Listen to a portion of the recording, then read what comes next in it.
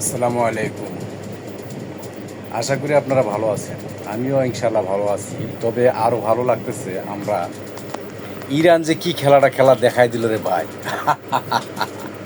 শালা ঝুঁকেঙ্গা নেই।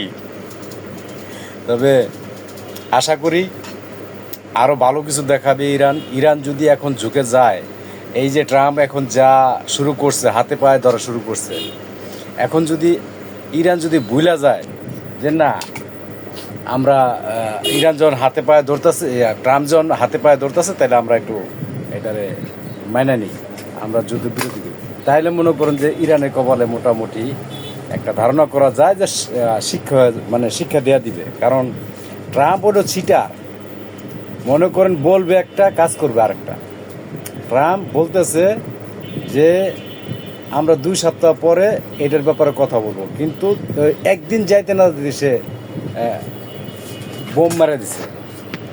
আর এখন যদি হাতে পায়ে ধরে মাপ চাওয়ার পরে, তখন দেখবেন যে এই ফাঁকে মনে করেন যে ইসরায়েলের ভিতর যত রসদ আছে, সব রসদগুলারে সে জায়গা মতো পৌঁছায় দিব, সেটিং করে ফেলবো, এরপরে কব লাগা যুদ্ধ। এই কারণে বলতেছি, আসলে আমেরিকার বিশ্বাস করা যায় না, ট্রাম্পের বিশ্বাস করা যায় না।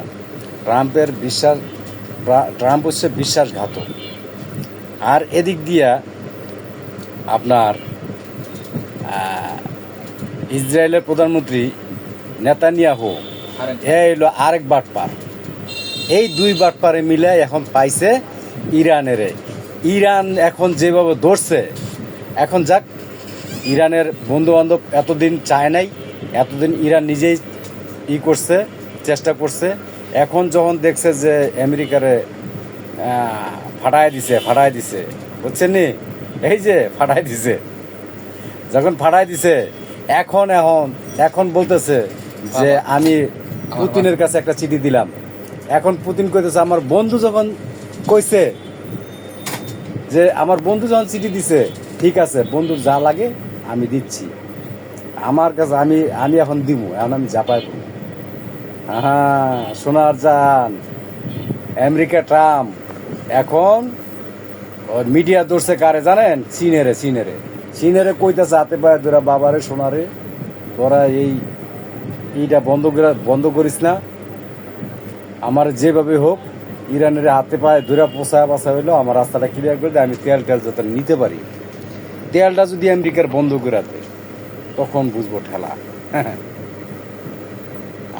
হ্যাঁ, তো ঠিক আছে, আপনারা দেখেন, আমরাও দেখতেছি, দেখি সামনে কি হয়, সামনে কতটুকু আগাই। আশা করি, মনে হয় যে ভালো কিছু আসবে। আজকে রাত্রে দেখি কি ঘটনা ঘটায় দেয়, ইরানি দেয় না আমেরিকা দেয়। আমেরিকা যদি আজকে টালিবালি করে, তাহলে আমেরিকার খবর আছে। হ্যাঁ, তো আপনারা ভালো থাকবেন, আমিও ভালো আছি।